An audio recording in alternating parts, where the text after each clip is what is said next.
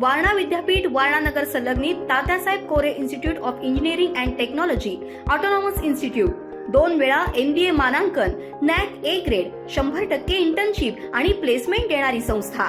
प्रथम आणि द्वितीय वर्ष बीटेक करता TCS sponsored computer science and business system, cyber security, electrical, civil, mechanical, electronics and telecommunication, chemical आणि कम्प्युटर सायन्स अँड इंजिनिअरिंग, तसंच MTech करता structural engineering, CSE, construction management, mechanical design, chemical ENTC, त्याचबरोबर LLB, BA LLB, BBA LLB, BCA, BBA, MCA, MBA शाखांसाठी प्रवेश सुरू।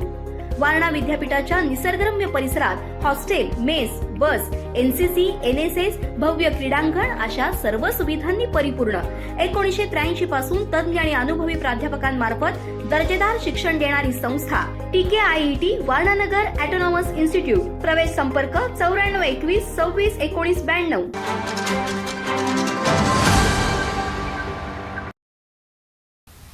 पण धनंजय मुंडे यांनी त्यांच्या समोरच्या माईकचा ताबा घेतला असं मी ऐकलं आणि पत्रकार परिषद गुंडाळून त्या निघून गेल्या।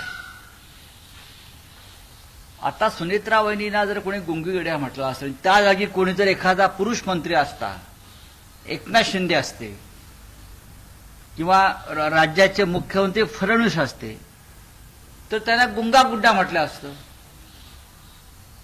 आपण राजकारणामध्ये आहोत, आपण ही टीका सहन केली पाहिजे आणि त्याच्यावरती भविष्यामध्ये या चुका होणार नाही याची काळजी घेतली पाहिजे। इंदिरा गांधी यांना गुंगी गुडिया ही उपाधी दिली होती, पण इंदिराजीने सिद्ध करून दाखवलं की मी स्वतंत्र बाण्याची एक नेत्री आहे, मी गुंगी गुडिया नाही। भविष्यामध्ये सरकारमधले असे अनेक गुंगे गुड्डे आहेत जे अडचणीच्या प्रश्नावरती उत्तरं द्यायचं टाळतात। याच्यामध्ये स्त्री आणि पुरुष हा भेद करणं योग्य नाही। आपण घटनात्मक पदावर बसलेले आहोत, मग स्त्री असेल किंवा पुरुष असेल, हा काय एखाद्या स्त्रीचा अपमान आहे किंवा पुरुषाचा अपमान आहे असं मला वाटत नाही।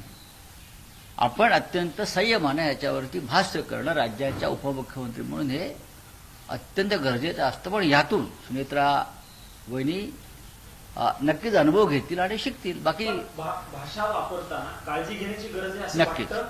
नाही, बघा, भाषेविषयी तुम्ही मला प्रश्न विचाराल तर माझी भाषा काय असं परत प्रश्न विचारा।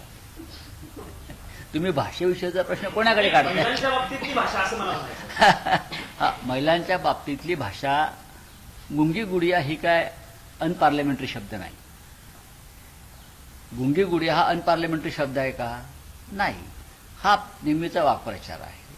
अर्थात त्यातून आता सुनेत्रा वहिनींनी काही गोष्टींचा अनुभव घेतला पाहिजे, शिकला पाहिजे। आणि राज्य हा जो विषय आहे हा सुनेत्रा पवार हा व्यक्ती म्हणून नसून राज्याच्या उपमुख्यमंत्री म्हणून आहे। लक्षात घ्या, त्यांना बारामतीत त्यांच्या घरी जाऊन कोणी प्रश्न विचारलेला नाहीये।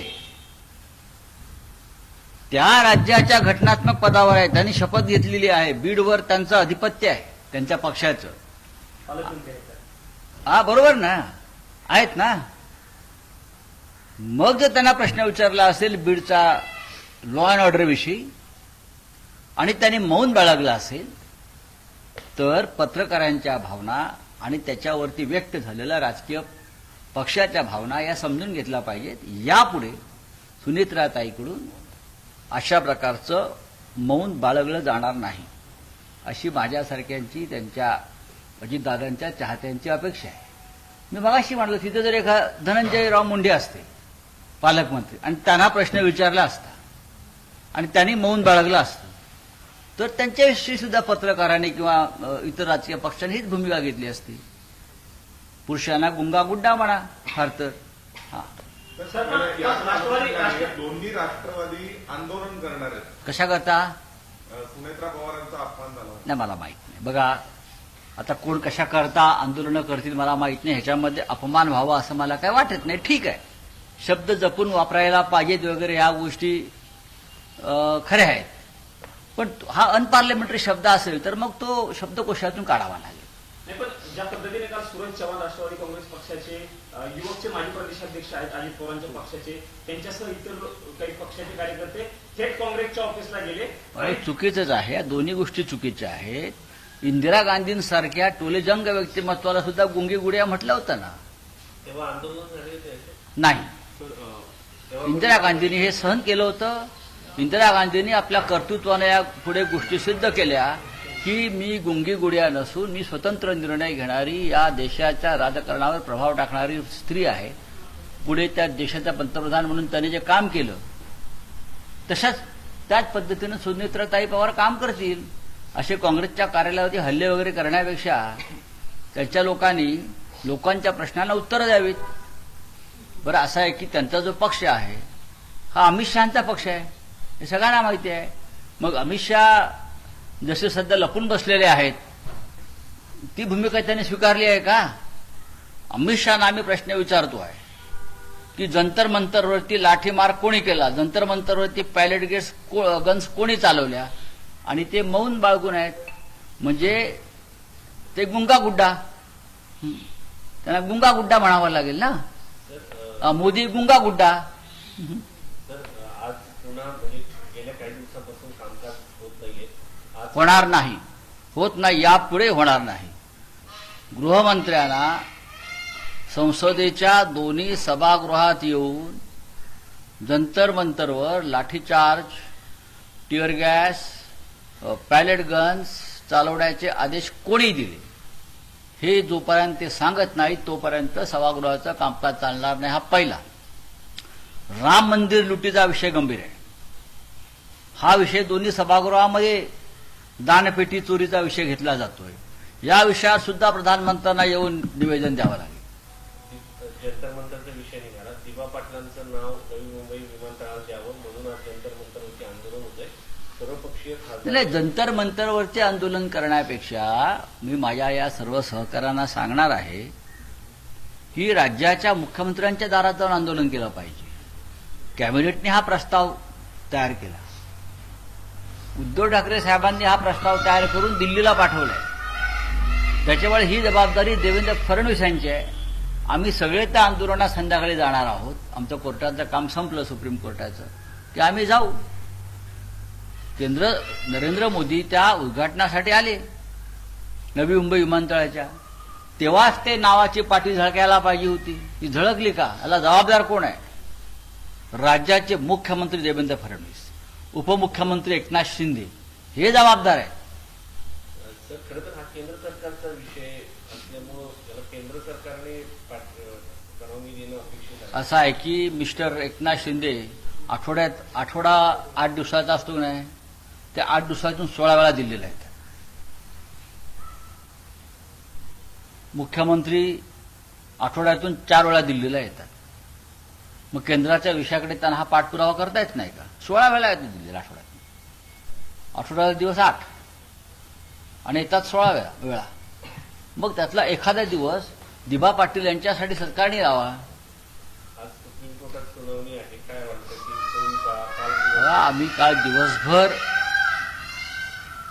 सुप्रीम कोर्टात बसून होतो.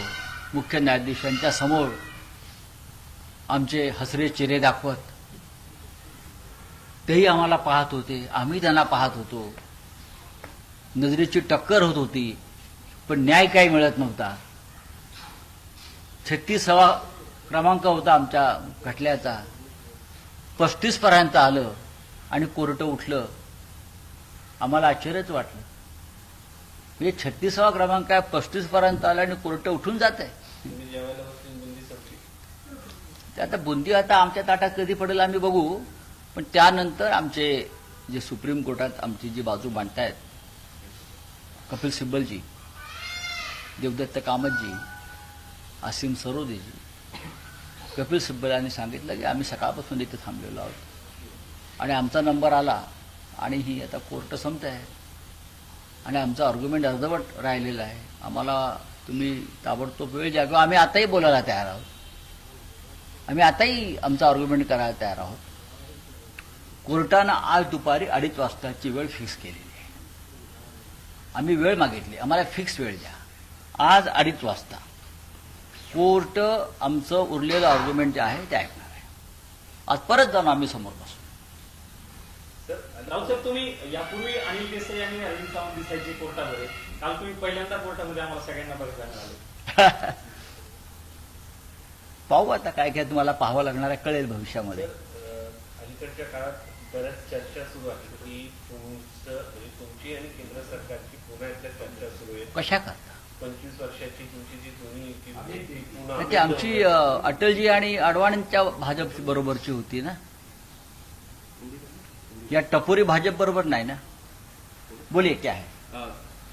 सर, आपकी सरकार में गृह मंत्री थे अनिल देशमुख. कल उन्होंने बड़ा खुलासा किया है और ये कहा है कि परमवीर सिंह जो मुंबई के पुलिस कमिश्नर थे, उनके इशारे पर एंटीलिया के बाहर विस्फोटक रखा गया.